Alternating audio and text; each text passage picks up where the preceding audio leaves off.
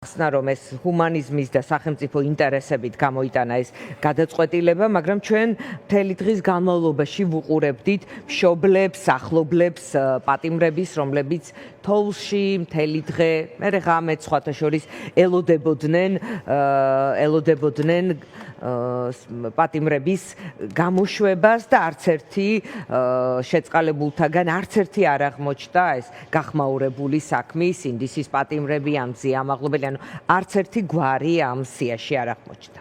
აი რა სიტყვით მთელ ამ ამბავზე. ჩვენ მოვისმინეთ უფრო საინტერესო განცხადებები დღეს ქართული ოცნების წარმომადგენელთა მხრიდან, რომლებიც თქვენ დაახლოებით ესეთი რამ, რომ თუ ლეგიტიმაციას არ აღიარებენ პრეზიდენტის ან ხელისუფლების, მაშინ რატომ ეს უკმაყოფილება და რატო ელოდნენ შეწყალებასო?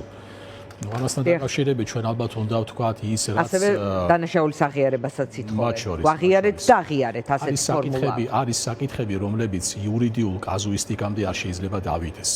ჩვენ ხშირად გვითქვამს, რომ ერთი არის სამართალი და მეორე არის სამართლიანობა. სამართალი შეიძლება იყოს ფორმალური კანონების ან წესების კრებული, რომელიც შეიძლება აბსოლუტურად სწორად პარლამენტის რეგლამენტის მიხედვით იქნეს მიღებული. ესა თუ ის კანონი, მაგრამ სულ სხვა შემთხვევა არის სამართლიანობა და მათ შორის ტროტუარზე დგომის კანონია პარლამენტის მიერ მიღებული. ჩემი აზრით ეს ის შემთხვევა არის, როდესაც ისეთი მნიშვნელოვანი საკითხის, როგორიც არის თქვათ საპარლამენტო არჩევნების შედეგების ლეგიტიმაცია და გუშინდელი აქტის შესაძლო გამწობა სინდისის პატიმრებზე. ერთ სიტყვაში ამის მოქცევა, რა თქმა უნდა, შეუძლებელი არის სწორედ იმ მოსაზრებიდან გამომდინარე, რომ სამართალი და სამართლიანობა არის ორი განსხვავებული რამ. და თუ სამართალთან შენ შეიძლება იყო აბსოლუტურად თანხმედრი, სამართლიანობა კიდევ უფრო მაღალი რეგისტრი არის, როდესაც ამა თუ იმ კანონის, ამა თუ იმ სამართლებრივი აქტის გნებავთ კაზუისტიკის უკან არის ყველაზე მაღალი ლეგიტიმაცია, საზოგადოებრივი თანხმობა და კონსენსუსი. სწორედ ეს არის ის, რამაც შეიძლება შენს მოქმედებას, როგორც ლეგიტიმურ ხელისუფლებას, ამ შემთხვევაში ქართული ოცნების გადმოსახედიდან ვისაუბროთ, მისცეს ლეგიტიმაციის იმაზე მაღალი ხარისხი, ვიდრე ფორმალისტური აქტი. და კიდევ ერთი, გუშინ ქართულ ოცნებას ჰქონდა უნიკალური საშუალება და შესაძლებლობა, რომ მათი გადმოსახედიდან ვამბობ კიდევ ერთხელ ქალბატონო დიანა, რომ საკუთარი თავი ყოველ შემთხვევაში პოზიციონირება მოეხდინა როგორც არა მარტო კონკრეტული პარტიის ხელისუფლებისა, არამედ საქართველოს ხელისუფლებისა და სწორედ ეს აქტი გამოხატული შეიძლება ყოფილიყო მორალურ თანაგზნობაში, ემპათიაში და ძალიან დასანანი არის მათთვის.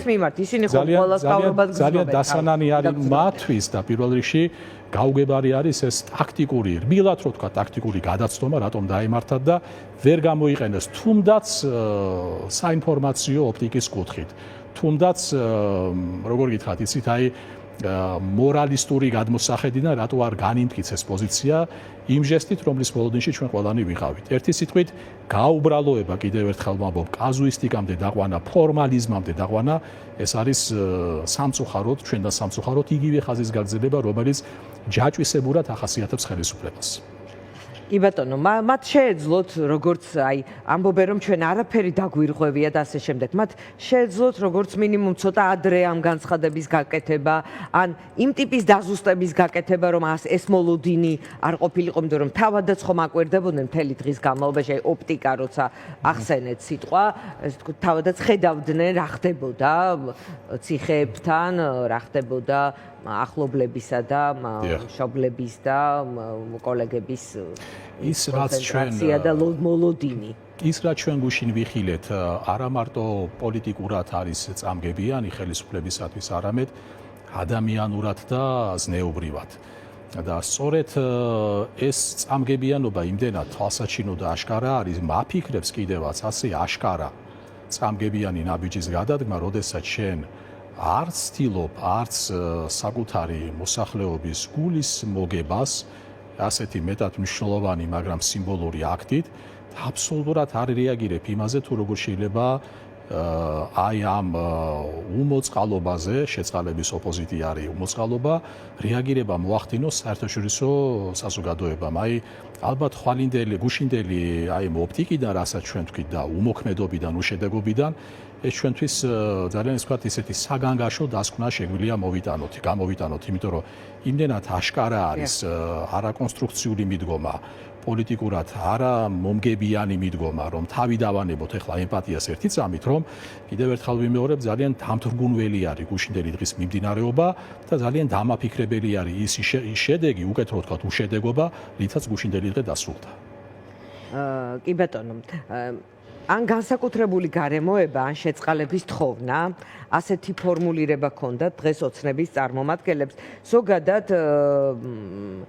კლასიკური გაგებით თუ პოლიტიკის ანალიტიკოსები როგორც მსჯელობენ, ეს ჰუმანიზმის აქტია, რომელიც შეიძლება იყოს იმ შემთხვევაშიც გამოყენებული, როცა რაღაც კრიზისი უნდა შემცირდეს, პოლარიზაცია, კონკრეტული შემთხვევებში, ეს რაღაც შეთანხმების თუ სავაჭრო აქტივი, ასეთი ტიპის ქვეყნებში პატიმრები, როდესაც რაღაც სალაპარაკო თემის ნაწილია და ასეთ დროს ხდება შეწყალება, მაგალითად ჩვენ გვახსოვს მიშელის შეთანხმება, როამარტის შეთანხმება, როცა შეთანხმების, დილის თემა იყო ასევე კონკრეტული პატიმრების გამოშვება და ეს შეიძლება იყოს რაღაც კურსის ტალღის შეცვლა, მაგალითად პატიმრების გამოშვებას იწყებ, რაღაც კანონები მიგაქვს უკან, ცოტა უფრო ამ რეპრესიულ წნეხს ამცირებს, სხვანაირი ატმოსფერო ისადგურებს მეტნაკლებად ქვეყანაში. რომელი არც ერთი არ გვაქვს სახეზე, რა გარემოება, ან განსაკუთრებული გარემოებაო დღეს ოცნების ერთ-ერთმა წევრმა ახსენა, ან შეწყალების თხოვნაო. რა შეიძლება ხელისუფლებამ ჩათვალოს, ოცნებამ ჩათვალოს ამ განსაკუთრებულ გარემოებად? რა შეიძლება მოყვეს ეს ჰუმანური აქტი? ჯერ ერთი დავიწყოთ იმის აღნიშვნით, რომ მცდარი არის განცხადება იმის შესახებ და იმგვარი კონსტრუქცია შეწყალების აქტისა, რომ პრეზიდენტის მხრიდან შეწყალების ამოქმედება დამოკიდებული არის მჟავრდებულის მხრიდან მისდამი მიმართვაზე. პრეზიდენტს აქვს დისკრეციული უფლება, რომც არ არსებობდეს ასეთი მიმართვა, თავად ჩათვალოს და ცალმხრივად გამოხატოს მისი პოლიტიკური და სამართლებრივი ნება. ეს ერთი მნიშვნელოვანი გარემოება, ამიტომ ამ შემთხვევაში ინიციაცია, წამოწყება, ინიციატივა მჟავრდებულის მხრიდან არ არის აუცილებელი და ერთადერთი ფორმალური მოთხოვნა. ეს ერთი გარემოება. ფორმალურად საერთოდ ასეთი მოთხოვნა არ არსებობს, მაგრამ ეს მათი მხრიდან ასე დგას საკითხი. ხო, და ეს არის მცდარი კიდევ ერთხელ ვიმეორებ, ვინაიდან ხაზი უნდა გაუსვათ იმას, რომ პრეზიდენტის დისკრეცია არის მისი ნების გამოხატვა კონკრეტული სამართლებრივი აქტით, რასაც შეწყალების აქტი ქვია. ეხლა რაც შეეხება აი იმ განსაკუთრებულ გარემოებას, რაც თქვენ აღნიშნეთ, მე ვიცი თქვენი ძალიან ისეთი ფრთხილი და კომპეტენტური მიდგომა საკითხებისადმი და მეც ყოველთვის ვცდილობ, რომ ხარი აგიბათ, რომ ჩვენ არ გვინდა დავკავდეთ, ვთქვათ, მოარული ჭორებით, არ გვინდა დავკავდეთ კონსპიროლოგიით. ჩვენ გვსმენია ხშირად ასეთი მოსაზრება, რომ ასე მონადირება, ცოტა ცუდი სიტყვა არის და უხეშად გამოიყენება ამ შემთხვევაში სინდისის პატიმრებით, პოლიტიკური პატიმრებით შეიძლება იყოს ერთგვარი რესურსი. ცუდი სიტყვა, ვაჭრობაც როცა ვახსენებ, ძალიან მძიმე სიტყვა, მაგრამ ამ ტიპის ეს შეიძლება იყოს რესურსი, სწორედ იმ ჩახერგილი არხის გასახსნელად, რომელშიც ოცნება მოექცა და ცდილობს ამ არხის სხვადასხვა გზებით გასნას. ცდილობს თუ არა ამაზეც ვილაპარაკოთ, მაგრამ ჯერ ეს თემა დავასრულოთ. და იყო ძალიან ცუდი პარალელები ამასთან მიმართებაში, ჩვენ გვახსოვს ლუკაშენკოს მხრიდან შეწყალების რამდენიმე სერია, ქართულ სივრცეში და მედიაში და ანალიტიკურ წრეებშიც, მათ შორის პოლიტიკურ წრეებშიც გარკვეული პარალელები იქნა გავლებული. მოდით ჩვენ მოკლედ მინიშნება გავაკეთოთ, მხოლოდ აღვნიშნოთ ეს. ახლა მე სიმართლე გითხრათ, არ მაქვს იმის საფუძველი ვამტკიცო, რომ ამ მოქმედების სამოტივაციო ნაწილი სწორედ ამაში მდგომარეობს და ჩვენ ქართულ ანალოგთან გვექნება აქაც საქმე. ვერ გეტყვით, სიმართლე გითხრათ, იმაშიც არ ვარ დარწმუნებული, რომც დავუშვათ. რომ ეს არის გამოვაჭრების, მე ბოდის ვითხოვ კიდევ ერთხელ როგორც პატიმრებთან, ასევე მათი ოჯახის წევრებთან, მაგრამ პოლიტიკურად ტექნოკრატიულად მიუდგეთ ამ საქმეს. ქართული ოცნება იმდენად რთულ ვითარებაში არის გარე სამყაროსთან ურთიერთობების კუთხით, რომ არც ეს რესურსი მგონია, რომ აღმოჩნდეს საკმარისი ასეთი მათთვის დადებითი შედეგის მისაღებად და იმ არხის გასახსნელად, რომელიც დღეს ერთობ უიმედოდ არის ჩაკეტილი. უიმედოდ ჩაკეტილი არხი. თავად აქვთ მცდელობა, როგორ ფიქრობთ? მათ ხომ შეუძლიათ ევროპელ პარტნიორებს, თქვა, შეერთებულ შტატებს, რომლის თავარი გზავნილის ალბათ ასია ფორმულირებული, რომ თბილისში კარგად იციან რა უნდა გააკეთონ. ხომ არის რაღაცა ამ ტიპის ფორმულირება, რომ ჩვენ მათ ვუთხარით, მათ კარგად იციან რა სჭირდება რაღაც ურთიერთობების გადატვირთვას. ანუ აქვთ სურვილი, აქვთ მცდელობა, თუ ისინი კარგად სარგებლობენ ახლა ამ ჩაკეტილი ვითარებით. ახლა საკითხი ძალიან ფართოა და მრავალი შირი აქვს ამ თემას. ზოგადად ქართული ოცნება ცდილობდა და დღემდე ცდილობს მათთვის სასურველი შედეგის მიღწევას, განსაკუთრებით ტრამპის არჩევის შემდეგ. ჩვენ გვახსოვს სხვადასხვა თარიღები, სხვადასხვა მოლოდინები და ერთგვარ ახლა განწირულის ჟესტი ალბათ შეიძლება ძალიან ხმამაღალი ნათქვამია, მაგრამ ის ღია წერილები, რაც ჩვენ ვიხილეთ ოცნების მაღალი თანამდებობის პირების მხრიდან, შეიძლება ასეთ განწირულობასაც მივაწეროთ, რომ ვერ მიაწვინეს ხმა, ვერ გაიჭრა ის არხი, როგორც ჩვენ ახლა ეს ტერმინი დავამკვიდრეთ და ის ურთიერთკავშირი, უკეთრო თქვა, უკავშირი ვერ იქნა მიღებული მათთვის სასურველი. ახლა ეს შეგვიძლია ჩვენ ვიჯვეროთ იმით, რაც ზედაპირზე არის, რა ხდება კულისებს მიღმა, ამაზე რა თქმა უნდა რთულია მსჯელობა, აქაც სხვადასხვა ხანდახან მოარული ხმები დადის ხოლმე, მაგრამ ეს ძალიან რთული არის გადაჭრით ამის მტკიცება. თუმცა, როდესაც მე თადარიგი დავიჭირე შესავალში და ვთქვი, რომ ეს ძალიან ფართო და მრავალშრიანი საკითხი არის, ერთი რამც უნდა ვაღიაროთ, რომ საერთაშორისო კონიუნქტურის გადმოსახედიდან და ჩვენ ხშირად ვისმენთ, რომ საერთაშორისო წნეხი, ზეწოლა და ეს საბოლოო ჯამში აიძულებს ოცნებას გადადგას კომპრომისული ნაბიჯები. მე შეიძლება უმცირესობაში ვარ და მაგრამ ვერ უღალატებ ჩემს აღქმასა და წაკითხვას ვითარებისა, რომ საერთაშორისო კონიუნქტურა ჯერჯერობით ვერ იცლის სათანადოდ, რბილად რო ვთქვათ, ვერ იცლის სათანადოდ საიმისოთ, რომ ქართულ საკითხს მიაქციოს ის ყურადღება, რომლის მოლოდინში ჩვენ სამართლიანად ვართ. ალბათ ასეთი მიაქციოს თუ უფრო მეტიც შეიძლება ისე ვითარდება, რომ შიდა პროპაგანდისტვის ის კარგ საკვებს აძლევს პირიქით. ამ ფორმულირება უფრო შორს წავიდოდი ამ ფორმულირებაში. ეხლა ხო, მე კორექტულად გამოვიყენე სიტყვა მოუცდელობა, თორე სხვაგვარად რასაც ჩვენ ვხედავთ ზოგადად საგარეო პოლიტიკურ ხელწერაში და ყოველთვის მithქვამს და კიდევ ერთხელ გავიმეორებ, რომ საგარეო პოლიტიკა არ არის მხოლოდ საშინაოსგან განცალკევებული თემა, ეს ორი საკითხი ერთმანეთთან ურთიერთდაკავშირებულია. საგარეო პოლიტიკა. ამიტომ, როდესაც ჩვენ ძირითადად მოლოდინში ვართ იმ ზეწოლისა თუ ზემოქმედების მექანიზმების ამოქმედებისა, იქნება ეს ევროკავშირის მხრიდან თუ განსაკუთრებით ამერიკის შეერთებული შტატების მხრიდან, ჩვენ კარგად ვხედავთ თუ როგორი სენტიმენტები, როგორი ხელწერა არის დომინანტური, ვცდილობ ძალიან ეს ვთქვათ, დელიკატურად გავიარო ეს თემა და ყოველ შემთხვევაში ამ მხრივ ოცნების და ოცნებასთან დაახლოებული ელიტების მხრიდან. ეს კიდევ სხვა საკითხი არის, რომ თანამედროვე მმართველობა არ არის მხოლოდ პოლიტიკური ელიტა. ეს არის სხვა სახის ელიტები, სხვა სახის გავლენის ჯგუფები. და რასაც ჩვენ ვხედავთ ამერიკის შეერთებული შტატების მაგალითზე და არა მხოლოდ ამ შემთხვევაში ალბათ ის მცდელობები, რაც იყო ოცნების მხრიდან და მე ვივარაუდებ, რომ მცდელობები გაგრძელდება, სწორედ აი მოლოდინის საფუძველს ქმნის, რომ ხომ არ განვეკუთვნებით ჩვენ და ისინი, ამას უბრალოდ კითხვის ნიშნით ვსვამ, ერთ სუბკულტურას, ერთ ხელწერას.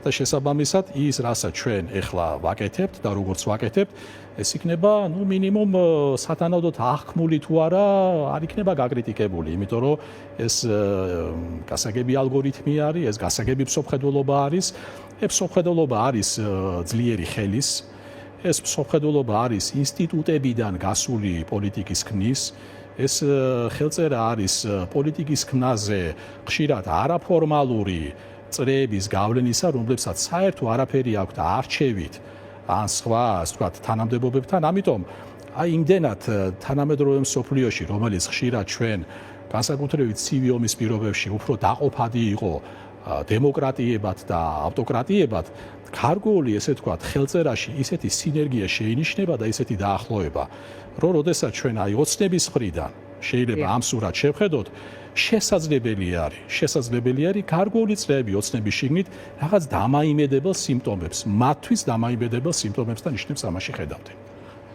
კი ბატონო, შიგნით ვითარე, შიდა ვითარებაზე. ეს ვიმეორებ, არაპოპულარული პასუხი არის, ეს უსიამოვნო პასუხი არის, მაგრამ ჩვენ კიდევ ერთხელ უნდა გავიაზროთ ამ პასუხის გადმოსახედიდან, როგორ სამყაროში ვცხოვრობთ, როგორ უნდა ვიურთიერთობოთ მათთან და როგორ უნდა ვესაუბროთ. კი ბატონო, თუმცა აღიარეთ ასევე რომ შიგნით ვითარების ანალიზს ან პოლიტიკური პარტიები როცა ლაპარაკობენ ან პროტესტში მყოფი საზოგადოებას დიდწილად მათი იმედები არის გარე ფაქტორებზე მიბმული. ეს რამდენად რაციონალური და რეალისტური ხედვაა პროცესის. თქვენ საუბრობთ ოპოზიციურ განწყობებზე პროტესტში მყოფ საზოგადოებაზე იგულისხმება აქტივისტიც, ოპოზიციონერიც და ამ მიდგომას ერთობ არაფერი დაეწუნება. მოდით თქვათ ერთი რამ, რომ ბოლო საქართველოს თანამედროვე ისტორია რომ ავიღოთ ჩვენ, ყველა კრიტიკული ცვლილება ქვეყნის შიგნით ხდებოდა გარე ფაქტორის ამა თუ იმ ხარისხით მონაწილეობის შედეგად. ეს აბსოლუტურად გასაგებია არის, იმიტომ რომ ჩვენ ვართ კომპაქტური ქვეყანა, ჩვენ როგორც კომპაქტური ქვეყანა ვართ ძალიან დამოკიდებული გარე ფაქტორებზე, მით უმეტეს რეგიონიც ამას განაპირობებს. ამიტომ დაშვება იმისა, რომ ქვეყნის შიგნით მიმდინარე პროცესები განუყოფელი წესით, განუყოფელი უნდა იყოს გარე ფაქტორებისგან, ეს აბსოლუტურად სწორი დაშვება არის და მოლოდინიც ამ მხრივ ამ მოლოდინსაც არ განვიტყუნება. თუმცა მე მაინც გავიმეორებ იმას, რისი შინაგანად ერთგული ვარ, რომ იგივე გარე სამყაროს გადმოსახედიდან ალბათ პრინციპის არა, მაგრამ ჩვენი თავმოყარეობის საკითხი არის, რომ ქვეყნის ბედი წყდებოდეს ქვეყნის შიგნით, ძირითადი მამოძრავებელი იყოს ქვეყნის მოსახლეობა, მისი მოქალაქეები, იმიტომ რომ ჩვენ ხშირად ვახსენეთ უკვე სიტყვა ლეგიტიმაცია, იქნება ეს ურთიერთობების ხარისხი, იქნება ეს ნების გამოხატვა, იქნება ეს ხელისუფლება, იქნება ეს ქვეყნის რეპუტაციული იმიჯი თუ სხვა მისი ავტორიტეტი ქვეყნის გარეთ, ის უნდა იკვებებოდეს პირველ რიგში მისი მოსახლეობის ნებით. თუ ეს ნება არ იქნა, თუ ამ ნების ირგვლივ არ იქნა ფართო კონსოლიდაცია, რა თქმა უნდა, ამ მხრივ გარე სამყაროსთან ურთიერთობა და მეტადრე მათგან მხარდაჭერის მიღება ძალიან გართულდება და კიდევ ერთი წინადადებით, ეხლა ჩვენ ვახსენეთ თანამედროვე დასავლეთი. ამ თემის გაშლა შეიძლება უკიდაგანოთ, მაგრამ ერთი ასპექტი, რომელიც ჩვენ უნდა ვახსენოთ განსაკუთრებით ტრამპის გადმოსახედიდან, სხვადასხვა დომინანტურ ხაზს შორის ტრამპის ადმინისტრაციის პოლიტიკაში არის ეგრეთ წოდებული ნაცვალგების პრინციპი. რას ნიშნავს ნაცვალგების პრინციპი? მე თუ მოვდივარ შენს დასახმარებლად, შენ თვითონ პირველ რიგში უნდა გქონდეს უნარი, საშუალება და ნება, რომ შენ თავს დაეხმარო. და თუ შენ არ აქვს რესურსი და არ გაქვს შესაძლებლობა საკუთარ თავს ვერ დაეხმარო, მაშინ ჩემი მხრიდან ნაცვალგებით შენ და მიპასუხსნუელი. ეხლა ეს ვეცადე მე ძალიან ეს ვთქვათ მარტივად გამეშალა ეგ თემა, მაგრამ ეს კიდევ ერთხელ ვამბობ, იმ ეგოისტურ სამყაროში, რომელშიც ჩვენ უკვე შებიჯებული გვაქვს, ამ რეალიზმს უნდა შემომთავაზო, რომ შენ დავინტერესდე, როგორც ეს უკვე სხვა თემა. ეს უკვე სხვა საკითხია. ტრამპის გზის შემთხვევაში და ასე შემდეგ. უბრალოდ ეხლა ჩვენ საუბრობდით პროტესტის მხარდაჭერაზე, მაგრამ თქვენ აბსოლუტურად სხვა სიმაღლეზე აიყვანეთ ეგ თემა, როდესაც საუბრობთ უკვე ქვეყნის სარგებლიანობაზე, ქვეყნის ფუნქციაზე, ქვეყნის როლზე. დღევანდელ სამყაროში, რომელიც აღებ მიცემობაზე არის დამოკიდებული, მხოლოდ აპელირება დემოკრატიისადმი, ადამიანის უფლებებისადმი, არჩევიდობისადმი, სამართლის უზენაესობისადმი, განა ეს უმნიშვნელო არის, რა თქმა უნდა, ფუნდამენტი არის, მაგრამ ამას თუ არ დააგე შენი ფუნქციური სარგებლიანობა, რა თქმა უნდა, შენი ხმა შეიძლება ისე ვერ იქნეს შესვენილი, როგორც ჩვენ ამას ვისურვებთ. კი ბატონო, თქვენ მინდა რომ ხელისუფლებაზე ვილაპარაკოთ უფრო მეტი რა კონტექსტში. ქართული ოცნება, რომელიც თქვათ მართავს ხელისუფლებას, ახლა შეიძლება საჯაროდ არ იმჩნევს აი ამ კრიზის ერთწლიანს დაუსრულებელს, რომელშიც ვართ ყველანი და ეს სწორედ რაღაცნაირი ბოლო ყველა მხარე არის ამ პროცესში ტერმინით თუ ასე ვთქვათ შეძახილით ბოლომდე და ხელისუფლებაც ჩანს რომ მისი ალგორითმიც ამაზეა დაფუძნებული, რომ ბოლომდე შევეცდები რომ მოგიღოთ ბოლო. და ამ დროს ამ პროცესში მის წიაღში რა ხდება? ღარიბაშვილის დაკავებაზე მინდა მე არ მომისმენია, რომ სხვა ეთერში თუ გქონდათ შესაძლებლობა ამაზე ლაპარაკის, თუ არ მომისმენია, ეს რა ტიპის გამოვლინება, იმიტომ რომ ღარიბაშვილი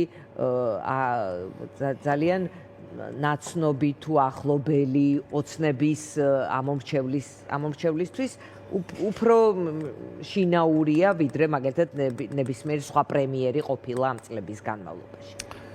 დიახ. ეცდები მოკლედ ჩამოგიყალიბოთ ჩემი პასუხი. აქ მნიშვნელობა ეხლა არ აქვს კონკრეტულ გვარს და კონკრეტულ ინდივიდს. გაცილებით უფრო მნიშვნელოვანი არის ის იმ საფუძვლების კიდევ ერთხელ ჩარბენა, რაზედაც ეს სისტემა არის აგებული. ეს სისტემა გარდა იმისა, რომ აგებული არის ცოდნის არქონაზე, ეს მინდა ხაზგასმით აღვნიშნო ჩვენ მართვის ცოდნის არქონაზე თუ ზოგადად. ზოგადად მართვის ცოდნის და თუ გიგნათ განვაზოგადოთ ჩვენ საქართველოში იდეალური ხელისუფლება არასდროს არ ყოლია და იდეალურთან მიახლოებული და შეიძლება ოპტიმალურთანაც, მაგრამ ჩვენ ალბათ პირველად მე ჩემი აზრი არის, შეიძლება შენეგამათოთ, საქმე გვაქვს ისეთ ხელისუფლებასთან, რომელიც განიცდის ცოდნის მწვავე დეფიციტს. ეს ერთი თემა. ეხლა მეორე საკითხი. როდესაც არის ცოდნის ასეთი მწვავე დეფიციტი და როდესაც არის კომპეტენციის არქონა და აი შემკვრელი იდეოლოგიის, რომელიც ქვეყნის განვითარებას, მის მოდერნიზებას უკავშირდება, რაღაც უნდა გამოიგონო, რაღაც უნდა დანერგო ამ სისტემის შემკვრელი. სისტემის შემკვრელი ამ შემთხვევაში არის შიგნით უკვე აღებმიცემობის მექანიზმის დანერგვა. ოღონდ აღებმიცემობის იმგვარად, რომ ყველა რგოლი კორუფცია იყო მათი მხრიდან გამოყენებული სისტემის შესაძლებლად. თავისთავად, ყველა რგოლი, რომელიც ჩანერგილი არის ამ სისტემაში, უნდა მოქმედებდეს აღებმიცემობის კანონების მიხედვით.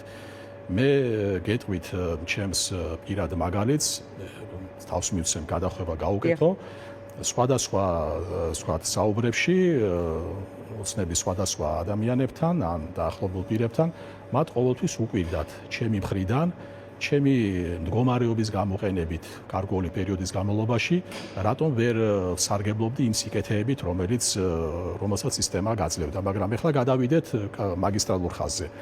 საინტერესოა, რაღაც უფრო მეტი სიკეთეები ვერ შეიქმენით იმ პერიოდში, როცა ივანიშვილთან ახლოს იყავით ამის, ასე სწორად ზოგიერთი პირის მხრიდან, რომლებიც დღეს მაღალი თანამდებობის მოქმედი პირები არიან, ისინი ეს ვთქვათ ამით გაკვირვებას გამოხატავდნენ რბილად, რო ვთქვათ. მაგრამ ეხლა ჩემი საკითხი ნაკლებად მნიშვნელოვანი არის, გადავიდეთ სისტემის არსზე, აი აღებმიცემობა. ოღონდ აღებმიცემობა უნდა ატარებდეს ნებადართულ ხასიათს. შეიძლება რომ აღებმიცემობით შენ დაკავდე ისე, თუ არა გაქვს მწვანე შუქი ანთებული და კიდევ ერთი საკითხი. თუ შენ ქვეყნის გარეთ, ან ქვეყნის შიგნით ტრის ხატის შექმნით საკმარისად ვერ კვებავ ამ სისტემას, მაშინ შესაბამისად იწყება სისტემის შიგნით შეუქცევადი პროცესები, რაც ჩემი აზრით ამ შემთხვევაში განაპირობებს გავლენის რამდენიმე ცენტრის შექმნას. ეხლა რამდენ ცენტრზე არის საუბარი, ჩემთვის ძალიან რთული არის ამაზე მსჯელობა. ეხლა გავლენის რამდენიმე ცენტრია თუ პირიქით დაწრეტა ხდება და ასე ვთქვათ ვიწროვდება 2-ზე 3-ზე თუ, მაგრამ შემცირებული რესურსის პირობებში ეს ერთი და აი გარემტრის ხატის მაკონსოლიდირებელი ხატის არადამაჯერებელი ხატის არსებობის პირობებში ეს ცენტრები ერთმანეთთან იწყებენ იმას, რისი მოწმენი ჩვენ დღეს ვართ. ალბათ გარკვეულწილად შიდაკლანური ბრძოლა არის თქვენი აზრით ეს ჩემი აზრით ამას უნდა მივაწეროთ ჩვენ, იმიტომ რომ ძველი რომის გამონათქვამი, რომ ჩვენ ვახსენოთ ძველ რომში რა სპირდებოდა, ხო, ხელისუფლება მოსახლეობას პურს და სანახაობას. პურთან დაკავშირებით აგერ იმართება ახლა მეტად არაორდინალური კომისიის ხდომები, რომლებიც ფასარ მოქმნის საკითხებით არის დაკავებული და რაც შეეხება სანახაობის ერთ-ერთი სერიალი ახლა ჩვენ გავარჩიეთ, ასე ვთქვათ, მეტად ბელეტრისტიკულად. კი ბატონო, ხომ თავად ღარიბაშვილის შემთხვევაში რას გეკითხებით, იცით, ოცნების ამომრჩევლის შიგნით ეს რაღაც ტიპის პრობლემებს თუ შექმნის. ჩემი აზრით იწვევს დაბნეულობას, ახლა ჩვენ რასაც ვხედავთ სხვადასხვა შეფასებებს ვეცნობით სოციმედიაში და არა მარტო, ბუნებრივია ეს იწვევს გარკვეულ დაბნეულობას, იმიტომ რომ ჩვენ ვხედავთ ძალიან დიდ შრეს 12-13 წლიანი მმართველობის, როდესაც პრაქტიკულად ყველა პრემიერი ერთის გამოკლებით ბახტაძის, რომელიც საკმაოდ ეს თქვათ ისეთი უმტკივნეულო პერიოდი განლო, ყველა პრემიერი ხა რომ არაფერი ვთქვა პრემიერის შესაბამის მინისტრთა კაბინეტებზე არის დაწუნებული ამა თუ იმ ნიშნით. აი მართლაც უცნაური არის რომ როდესაც საკადრო პოლიტიკაში არის ასეთი რბილად ვთქვა ჩავარდნები და ყველა ფორმაცია ქართული ოცნების თუ არ ჩავთვლით საწყის, როდესაც ბატონი ბიძინა ხელმძღვანელობდა საქართველოს მთავრობას არის დაწუნებული ამა თუ იმ ნიშნით მე მიყვარს ძალიან მიყვარს მაშინ სად იკარგება პოლიტიკური გუნდის პასუხისმგებლობა როგორ შეიძლება საკუთარ თავში ივანიშვილის სახლის მისადგომი როგორ შეიძლება საკუთარ თავში იპოვო იმდენი გამბედაობა მეტი რომ არ ვთქვათ თავხედობა რომ ყოველი ასეთი სერიალის დასრულების შემდეგ ახალი ათვლის წერტილი მოძებნო და ყველა წინა სერიალი როგორც დღეს მოდურად დასავლეთში იტყვიან გააკენსელო ანუ გააუქმო და თქვა რომ შენ მასთან საერთო არაფერი არ აქვს. ამას რეალურად რბილად ვთქვათ შესაშური გამბედაობა ჭირდება რომ არა თავხედობა. კი ბატონო, მადლობა. ძალიან დიდი მადლობა. ვიქტორ ყიფიანი იყო ჩვენი სტუმარი რეკლამის შემდეგ.